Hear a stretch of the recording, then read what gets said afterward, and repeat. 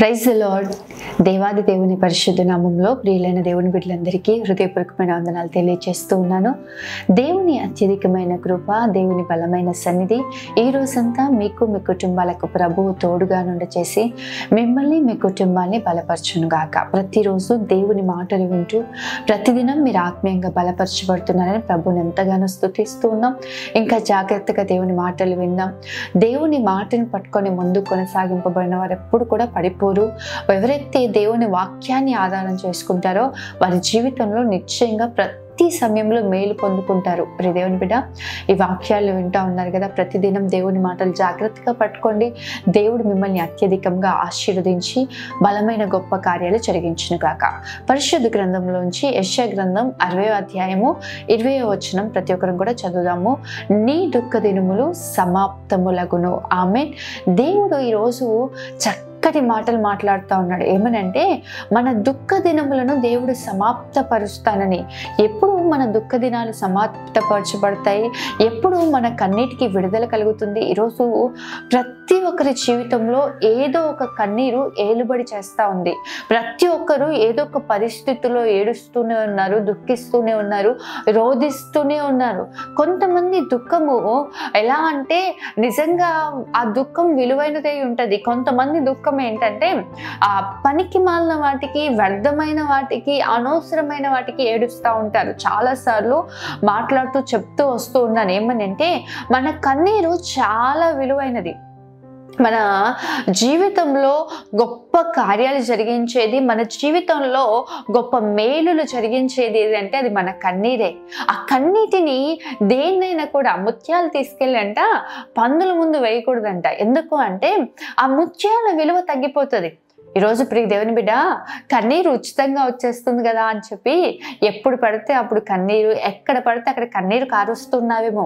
నీ కన్నీరు చాలా గొప్పది. ఏంటంటే నువ్వు కన్నీరు కారుస్తే, నువ్వు కన్నీరు కార్చి ప్రార్థన చేస్తే దేవుని సింహాసనం కదిలింపబడుతుందంట.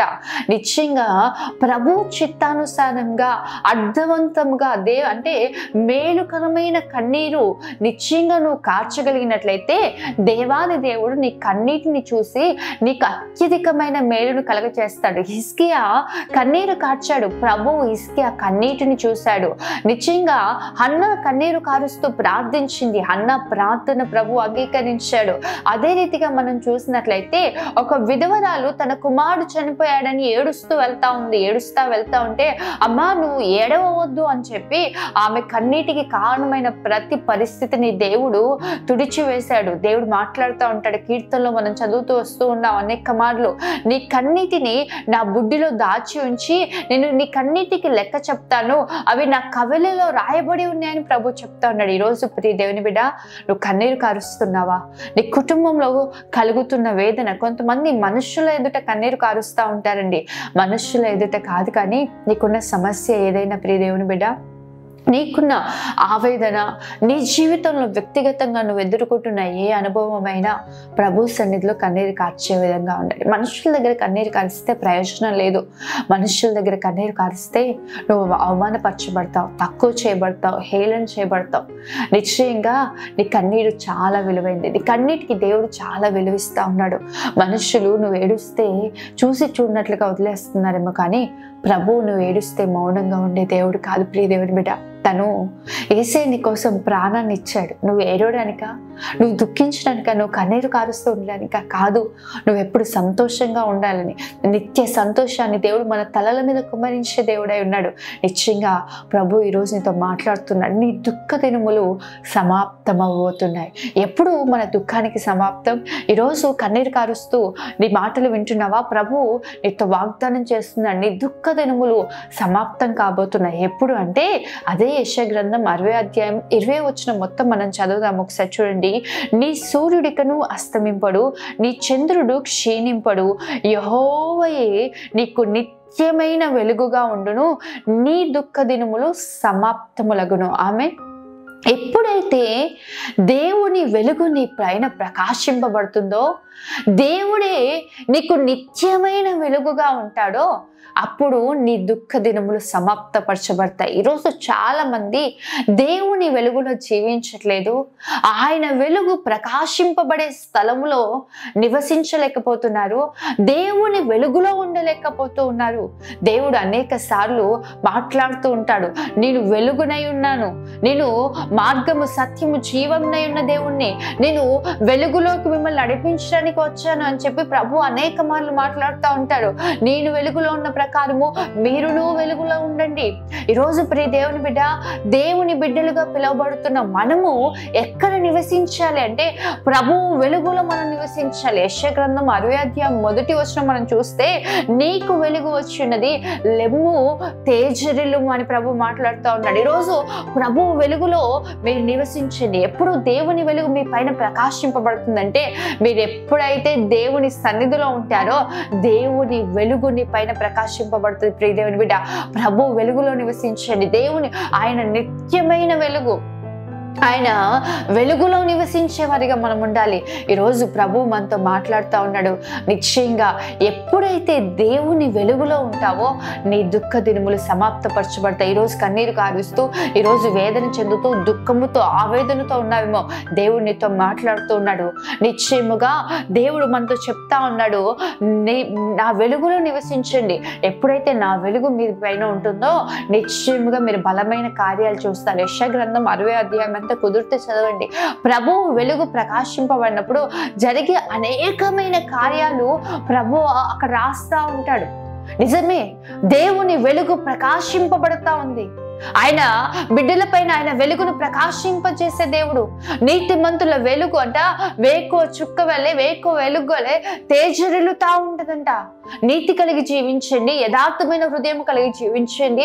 ఎన్ని సమస్యల్లో ఉన్నా, ఎంత ఆవేదనలో ఉన్నా, ఎన్ని శ్రమలు నీ పైన ఆవరించినా దేవుని వెలుగు నీ పైన ప్రకాశింపబడినట్లుగా మీరు జీవించగలిగినట్లయితే నిశ్చయంగా ప్రియ దేవుని బిడ్డ, మీరు మీ దుఃఖ దినములు సమాప్తపరచబడతాయి. మీ కన్నీటికి ముగింపు కలుగుతుంది.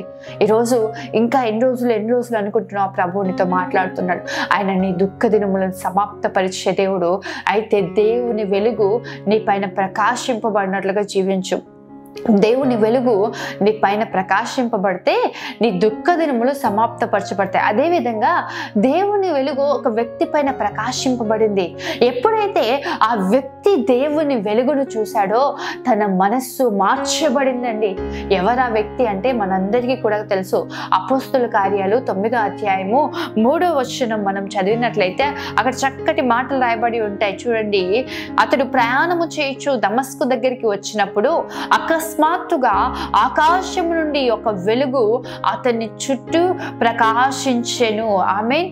అతని చుట్టూ అంట ఎవరు అతను అంటే సౌలు దమస్కుకు వెళ్తా ఉన్నాడు. దేవుని బిడ్డల్ని ఏ విధంగా అయినా సరే హతమార్చాలి, ఈరోజు దేవుని బిడ్డల్ని ఏ విధంగా అయినా సరే దమస్కులో ఉన్న దేవుని బిడ్డల్ని చంపేయాలని వెళ్తూ ఉండగా దేవుని వెలుగు అతని మీద ప్రకాశింపబడిందంట. అతని చుట్టూ ఆకాశం నుండి ఒక గొప్ప వెలుగు అతని మీద ప్రకాశింపబడింది. ఎప్పుడైతే సౌలు మీద ఆ వెలుగు ప్రకాశింపబడిందో అతడు పౌలుగా మార్చబడ్డాడు. ప్రియ దేవుని బిడ్డ, అతనిలో ఉన్న మూర్ఖత్వం తొలగిపోయింది, అతని కళ్ళకు ఉన్న అంధత్వం తొలగిపోయింది. ఈరోజు నీ మనోనేత్రాలు వెలిగింపబడాలి. ఎఫెసీలకు రాసిన పత్రికలో రాయబడి ఉంటుంది, నీ మనోనేత్రములు వెలిగింపబడాలి. ఈరోజు ప్రభు కార్యాలు చాలా మంది చూడలేకపోతున్నారు. ప్రభు యొక్క ఔన్నత్యమును, ప్రభు యొక్క గొప్పతనాన్ని చాలా మంది గ్రహించలేకపోతున్నారు. ఈ ఇహలోక దేవత అంట మన కన్నులకు గుడ్డితనాన్ని కలగ చేస్తా ఉందంట. దేవుని ప్రేమను చూడలేకుండా, దేవుని గొప్పతనాన్ని చూడలేకుండా, దేవుని కృపను చూడలేకుండా ఈ ఇహలోక దేవత చాలా మంది కన్నులకు గుడ్డితనాన్ని కలగ చేస్తా ఉంది. ఈరోజు ప్రియ దేవుని బిడ్డ, దేవుడు నీ కన్నులకున్న గుడ్డితనము తొలగింపబడించాలి. నీ కన్నులకున్న ఆ అంధత్వం తొలగిపోవాలంటే దేవుని వెలుగు నీ పైన ప్రకాశింపబడాలి. అడుగు ప్రభుని. ఈరోజు ప్రభు కార్యాలు చూడలేకపోతున్నా, ప్రభు మహిమను చూడలేకపోతున్నా, ప్రభు సన్నిధిని అనుభవించలేకపోతున్నా, ప్రభు సన్నిధిలో ఆనందించలేకపోతున్నా, ప్రభు యొక్క గొప్పతనాన్ని రుచి చూడలేకపోతున్నావు అంటే నీ కన్నులకు గ్రుడ్డితనం కలిగి ఉండొచ్చు. అందుకే నువ్వు దేవుని యొక్క గొప్పతనాన్ని చూడలేకపోతున్నావు. ఈరోజు చాలా మంది క్రైస్తవులుగా పిలువబడుతున్నారు, కానీ దేవుని యొక్క గొప్పతనం ఏంటి, ఆయన ప్రేమ ఏంటి అని రుచి చూడలేకపోతున్నారండి. కీర్తనకారుడు అంటూ ఉంటాడు కదా, రుచి చూచి ఎరిగి తిని యెహోవా ఉత్తముడని. ఎవరైతే దేవుని యొక్క గొప్పతనాన్ని రుచి చూస్తారో, దేవుని యొక్క ఔన్నత్యాన్ని ఎవరైతే రుచి చూస్తారో వారు ప్రభువుని ఎన్నటికీ విడిచిపెట్టరు. ఏ పరిస్థితి అయినా దేవుని పాదాలు పట్టుకొని ఉంటారు. నిశ్చయంగా సౌలు జీవితంలో ఎప్పుడైతే ఆ వెలుగు ప్రకాశింపబడిందో, సౌలు మనోనేత్రములు వెలిగింపబడ్డాయి, అతని జీవితంలోంచి అంధకారం తొలగిపోయింది, అతను ప్రభు యొక్క గొప్పతనాన్ని రుచి చూడగలిగాడు. ఏ వ్యక్తి అయితే క్రైస్తవుల్ని చంపడానికి లేచాడో ఆ వ్యక్తి క్రీస్తు నామాన్ని పట్టుకొని భూ దిగంతముల వరకు క్రీస్తు నామాన్ని ప్రచురం చేస్తూ వచ్చారండి. హల్లెలూయా. ఈరోజు దేవుని బిడ్డ, ప్రభు వెలుగు నీ పైన ప్రకాశింపబడాలి. నీ కన్నులకున్న అంధత్వం తొలగిపోవాలి, నీ కన్నులకున్న గుడ్డితనం తొలగిపోవాలంటే దేవుని వెలుగు నీ పైన ప్రకాశింపబడాలి. అదే విధంగా దేవుని వెలుగు మన పైన ఉన్నప్పుడు జరిగే కార్యం ఏంటంటే 27వ కీర్తన 1వ వచనం చూసినట్లయితే కీర్తనకారుడు అంటా ఉంటాడు, యెహోవా నాకు వెలుగును రక్షణనే ఉన్నాడు, నేను ఎవరికి భయపడతాను. ఆమె నిశ్చయంగా దేవుని వెలుగు మనకు ఉన్నప్పుడు, దేవుని వెలుగులో మనం నివసిస్తున్నప్పుడు, ఆయన వెలుగు మన పైన ప్రకాశింపబడినప్పుడు మనము దేనికి భయపడం.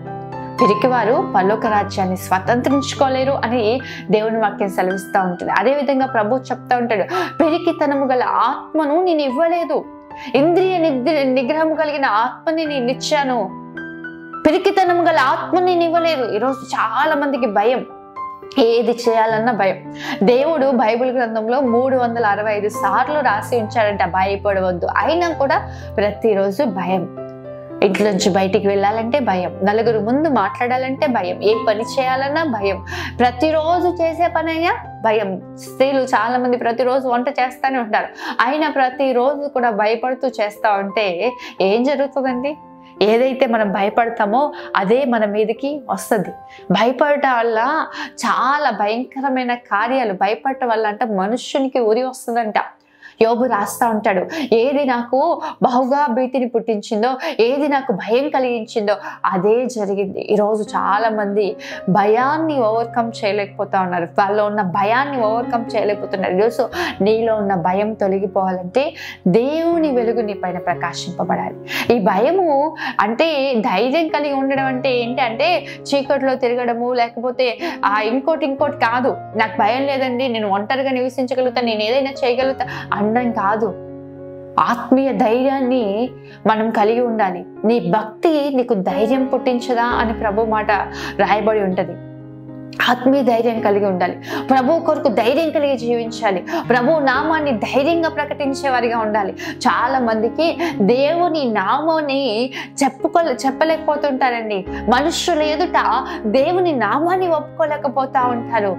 ప్రభు చెప్తా ఉంటాడు, ఎవరైతే మనుషుల ఎదుట నన్ను ఒప్పుకోరో నేను తండ్రి ఎదుటను దేవదూతల ఎదుటను వారిని ఒప్పుకోను అని ప్రభు అంటా ఉంటాడు. ఈరోజు దేవుణ్ణి కలిగి ఉన్నాననే ధైర్యం జీవించలేకపోతున్నావేమో, ధైర్యంగా చెప్పలేకపోతున్నావేమో, క్రీస్తుని గురించి అనేకులకు ఆయన ప్రేమను వివరించలేకపోతున్నావేమో, క్రీస్తు నామాన్ని ఒప్పుకోవాలంటే భయపడుతున్నావేమో. శిష్యులందరూ కూడా యేసయ్యను సిలువ వేసిన తర్వాత చెల్లాచెదురైపోయారండి. పేతురు 3 సార్లు యేసు ఎవరో నాకు తెలియదు అని నోటితో చెప్పాడు. అంటే కనీసం యేసయ్య తెలుసు అని చెప్పలేని పరిస్థితులు శిష్యులు చూశారు. కానీ ఎప్పుడైతే పరిశుద్ధాత్మ అభిషేకం వారిపై కుమ్మరింపబడిందో, ఎక్కడైతే భయపడ్డారో, ఏ ప్రజల మధ్య అయితే భయపడ్డారో ఆ ప్రజల మధ్య లేసి పేతురు చెప్తా ఉంటారు, మీరు సిలువ వేసిన ఆ యేసయ్య దేవుని కుమారుడని. ఆమేన్. నిశ్చయంగా ప్రియ దేవుని బిడ్డ, దేవుని వెలుగు నీ పైన ప్రకాశింపబడినప్పుడు దేనికి భయపడు, ఏ పరిస్థితికి భయపడు. ఈరోజు చాలా మందిని భయం ఏలుబడి చేస్తా ఉంది. ఆ భయాన్ని ఓవర్కమ్ చేయలేక ఎంత ఆ పరిస్థితులకు వెళ్ళిపోతున్నారంటే వారిని వారు హతమార్చుకుంటా ఉన్నారు, వారికి వారు శిక్ష వేసుకుంటున్నారు, వారికి వారు ఎన్నో అవకాశాలు కోల్పోతా ఉన్నారు. వారు ధైర్యంగా నిలబడలేక ఎన్నో భయంకరమైన అవమానాలు, భయంకరమైన ఇబ్బందులు ఎదుర్కొంటున్నారు. ఒకవేళ ఈ రోజు ప్రియ దేవుని బిడ్డ నువ్వు కూడా అట్టి పరిస్థితుల్లోనే ఉన్నావు, ఏదో ఒక భయము నిన్ను ఏలుబడి చేస్తా ఉందా, అయితే దేవుని వెలుగు నీ పైన ప్రకాశింపబడినట్లుగా జీవించు. ప్రభువు వెలుగు నీ పైన ప్రకాశింపబడితే నీ దుఃఖ దినములు సమాప్తపరచబడతాయి, నీ మనోనేత్రములు వెలిగింపబడతాయి, నీవు దేనికి భయపడవు. నిశ్చయంగా దేవుని వెలుగు మీ పైన ప్రకాశింపబడునుగాక. యెహోవాయే నిత్యమైన వెలుగుగా మీకు ఉండునుగాక. ఆమేన్. ప్రార్థన చేసుకుందాం. మహోన్నతుడైన తండ్రి, సర్వశక్తిమంతుడైన దేవ, సర్వాధికారి నీకే వందనాలు, స్తోత్రాలు ప్రభువా. ఈ ఉదయమున మీరు మాతో మాట్లాడిన చక్కటి మాటల్ని బట్టి వందనాలు ప్రభువా. నిజమే, నీ వెలుగు మా పైన ప్రకాశింపబడినప్పుడు అయా దుఃఖ దినములు సమాప్తపరచబడతాయి, మనోనేత్రములు వెలిగింపబడతాయి. అదే రీతిగా ప్రభా దేనికి భయపడరు. ఈరోజు ఈ మాటలు విని ఎంతమంది అయితే ప్రభా అయా నీ వెలుగులో నివసించాలి, నీ వెలుగులో ఉండాలని ఆశపడుతున్నారు, వారందరిపైన నీ వెలుగును ప్రకాశింపచేయమని ప్రార్థిస్తున్నాం ప్రభా. నీ వెలుగును కుమ్మరించమని ప్రార్థిస్తున్నాం ప్రభా. బిడ్డల్ని దీవించండి అయ్యా, నీ కృపలో వర్ధిల్లింప చేయండి ప్రభా. బలమైన గొప్ప కార్యాలు జరిగించండి ప్రభా, బలమైన కార్యాలు జరిగించండి. నీ కృప వెంబడి కృపను అనుగ్రహించండి. వారి దుఃఖ దినాలు సమాప్తపరచండి ప్రభా. నీ గొప్పతనాన్ని చూడలేకపోతున్నారు, నీ ఔన్నత్యాన్ని చూడలేకపోతున్నారు. వారి మనోనేత్రంలో కలిగి ఉన్న గ్రుడ్డితనాన్ని తొలగించండి అయా, మనోనేత్రాలను వెలిగింపచేయమని ప్రార్థిస్తున్నాం తండ్రి. భయము వారి జీవితాల్లో ఏలుబడి చేస్తుందేమో, ఆ భయం నుంచి బయటికి రాలేకపోతున్నారేమో, పరిస్థితులు జయించలేకపోతున్నారేమో. నిశ్చయంగా తండ్రి నీ వెలుగును వారిపైన ప్రకాశించి వారిలో పెరికితనము గల ఆత్మను కొట్టివేయమని ప్రార్థిస్తున్నాం తండ్రి. నిశ్చయంగా కృప చూపించండి, బిడ్డల్ని దీవించండి, కుటుంబాలను ఆశీర్వదించండి. కుటుంబాలందరి చుట్టూ నీ అగ్ని కంచె వేసి నీ కాపుదల దయచేసి క్షేమాన్ని అనుగ్రహించమని ప్రార్థిస్తున్నాం తండ్రి. జరుగుతున్న ప్రతి ప్రతికూలమైన పరిస్థితుల నుంచి విడిపించండి ప్రభా, నెమ్మది కలగ చేయండి ప్రభా, సరిహద్దులు విశాలపరచమని యేసు పరిశుద్ధ నామములో అడిగి వేడుకుంటూ ఉన్నాను తండ్రి. ఆమేన్. దేవుడు మిమ్మల్ని మీ కుటుంబాన్ని దీవించి బలమైన గొప్ప కార్యాలు మీ జీవితాల్లో ప్రభు చేయునుగాక. ఆమేన్. God bless you.